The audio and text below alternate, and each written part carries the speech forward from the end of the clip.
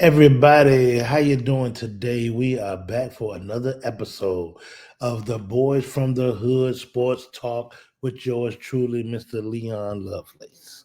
Okay, today's show we're gonna do is a huge showdown. We're gonna review the game from Cooper Flagg versus Bronny James. That was the game everybody was talking about. Who want to see what's going on with the future of Dallas, the future of LA. Okay. So this is supposed to be the Western Conference showdowns of the future. These are the new young bucks that's coming up.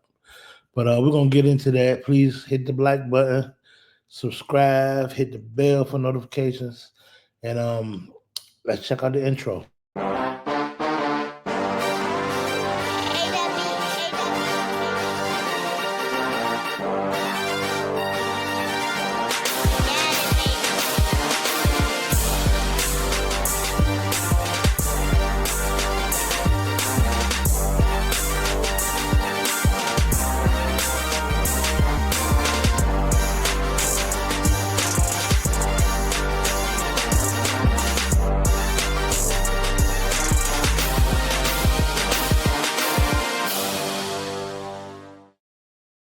Don't hate the player, hate the game. You know how it go, man. This is our mantra, and this is how we do things.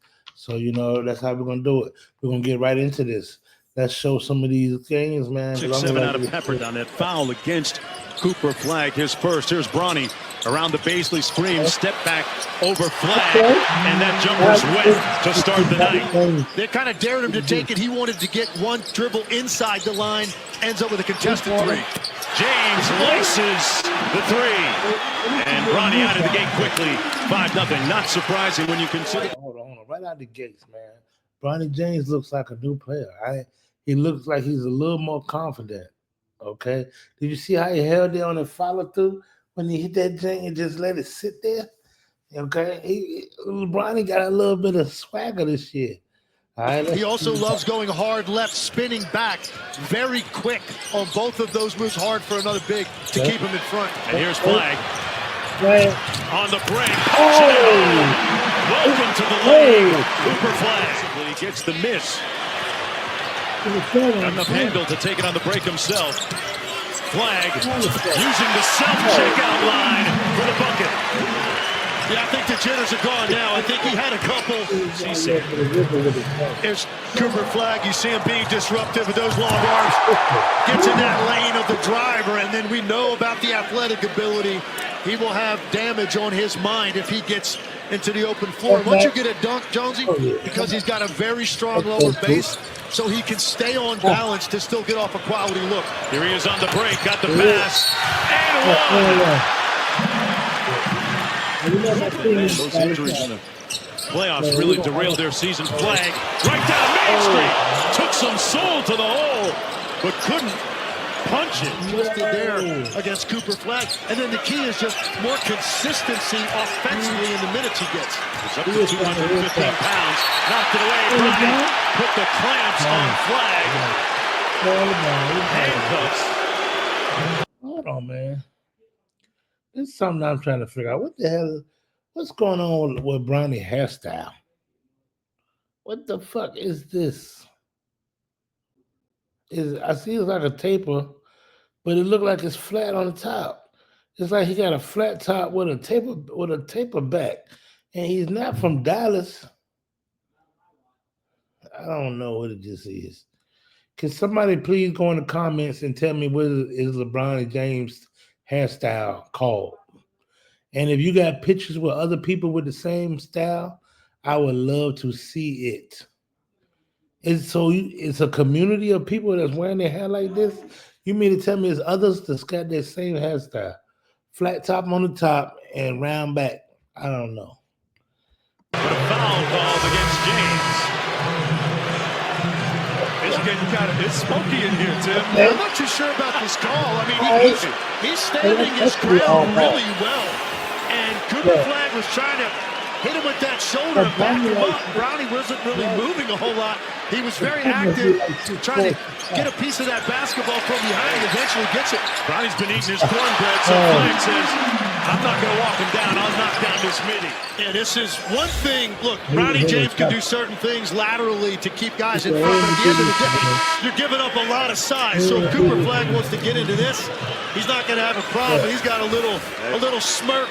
He also played with Phoenix, Utah, and Philadelphia from 22 to 24. I mean, it's a guy that averaged 13 and 7 in an NBA season for the Thunder. So he's obviously got a lot of talent. He just has a smoothness about his game that you love. Sharp had a couple of good looks, couldn't convert. Here's Bronny James off the drag screen. Flagg got it blocked, but a foul called on the play. Which is what's happening when he's releasing the ball. Interesting observation on the crossover. Flagg took it to the rim and got it to fall. Tough shot. Like, this one thing I gotta wonder about these new NBA kids, man. Why?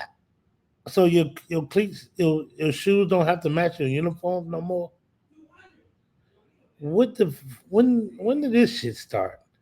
These people got on yellow uniforms with pink shoes, blue shoes, red shoes. The fuck is going on? One dude got purple shoes on. Well, purple, yeah. But damn. Rims out, and here's Bronny. And what he's going to see, Cooper Flagg, Oh, down at the rim, but he's going to see. So the Lakers are going to have Luka for a full year. Right. DeAndre Ayton now in the fold. They had a nice role player in Jake LaRavia. So the Lakers feel like they're going to be much better than they were a year ago as well. I mean, it was everything but the bucket. And he's a little hurt right now. Flagg with the block at the rim. Dallas, Nembhard for the lead. Took advantage of it. Great. 5 out tonight. Same type of offense they ran at Duke. Flagg pulls up and shoots an air ball. Hey, look, that was an air ball, but look, I'm gonna tell you, from what I've seen, this young man can play. He gonna be 32. I see. I guess. I don't know. I ain't gonna say nothing. But Cooper Flagg, he seems like he got some talent, y'all. I'm okay. Part of that steep learning curve, No doubt. He's coming out of some of these spin moves that he's so used to making, and at Duke he'd rise up and he had space. He had a vision to the rim. Now a lot of hands there that are altering those shots. Lakers for the tie. Bronny out front. Kelly gonna try and stick him sitting in his defensive stance. Bronny off the screen, gets the switch. 5 on the clock. Little back work. Pulls the 3. A little bit strong. Comes off out of bounds. The horn goes. Is there time remaining? That was a good game, y'all. Excellent game. We look at the scorecard. Let me dive into the scorecard. Bronny James ended up with 8 points, 2 rebounds, 2 assists. Cooper Flagg ended up with 10 points, 6 rebounds, 4 assists. Who you think had the more impact? I ain't gonna say. No, but for sure, I think both guys gave a heck of an effort. I don't even know who won the game. No, that's right, because Bronny missed a shot. So Dallas did win the game. But like I said, it's just summer league.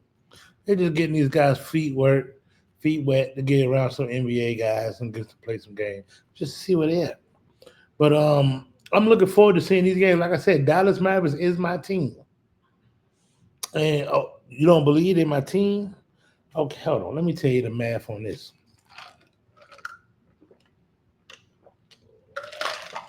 All right, so this is how Dallas Mavericks became my team. First, I didn't have a team. You know, everybody hated the Lakers back in '93. Little do you know, I mean, not the Lakers, but the Bulls, until they got until it was like '98, so you started really appreciating it.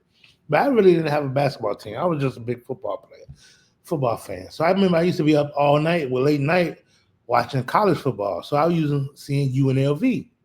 So sometimes after those games go off, sometimes the Golden State Warriors would be playing late at night. And I remember Tim Hardaway, Mitch Richmond, Chris Mullins, all these guys was balling.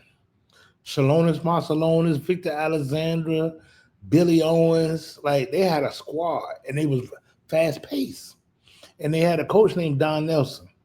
That was their coach. And I remember it was crazy. One night I was watching it and I was a little dude, man. I don't even know what year this was. But it had to be 91, 92, 93 up in that time. But I remember Run DMC was on the TV doing a halftime show for them. Because with Tim Hardaway, Miss Richmond, and Chris Mullin, they called them Run TMC. So I guess they brought Run DMC to the arena to just do a halftime show. But I just thought that was cool. So I was like, yo, I like these dudes. It's gonna be my squad. So it was my team. Tim Hardaway, you know how Tim Hardaway hit you with the U-tip two-step with the little moves and stuff. And they was my squad. You know, I was with them for them. Then they messed around and drafted my they had Spreewell and Michigan was my squad. So they turned around and draft Chris Webber. Man, I was in heaven, man. So with Chris Webber, Spreewell, man, we was chilling. But then when all that shit happened, when Spreewell choked the coach and everything split up, Don Nelson ended up going to Dallas Mavericks. If you don't remember. And I always been the type of person that follow coaches. That's how I ended up liking the Dallas Cowboys because of Jimmy Johnson. But that's another story I'm gonna tell you one day. But that's how I started liking Dallas Mavericks. So when Don Nelson started coaching with Dallas Mavericks, I went with him because I like his philosophy, how he let the boys run, and sure enough, Steve Nash, all them boys was balling. Michael Finley, Mashburn. I think this was right after they left, right after Jason Kidd and all them left. Richard Dumas, all them dudes that came. You know what I'm saying? So I stuck with them, and then end up Don Nelson even went back to Golden State, but I didn't go back. But I always got love for Golden State, and that's another story too. But I stuck with Dallas, and I was a fan when we was up 3-1 on Miami. I was talking trash about LeBron. We gonna beat them. Yeah, y'all thought y'all had a super team. And LeBron came back and won a championship. But I knew it was a league conspiracy. And I always talk about conspiracies because they broke our team up that next year. We was the only team that won a championship that didn't have a chance to repeat. They didn't want us to repeat because they wanted Miami to be the best. So they had to break us up because we was too nice. We had a squad. We was deep. Jason Terry retired. They sent Chandler to New York. Man, they broke us all the way up, man. Jason Terry, what's the little dude, Burrows, or whatever the little dude was that was running circles around the Lakers and them, shipped him out of town. So everybody had left, man. So I just stepped there with the Mavericks. And then over the last couple of years, we got a championship with Dirk. And, I was right there. You know what I'm saying? So, but I ain't never been to Dallas. And that's crazy, too. Never been to Texas. First I've ever been with St. Louis. But that's another story. So check us out. We're gonna get back on that. Thanks for listening. Please subscribe to my channel, man, because I need subscribers so I can make more moves. The more moves you make, the more stuff they let you do. So if you rocking with me, I'm rocking with you. And don't hate the player, hate the game.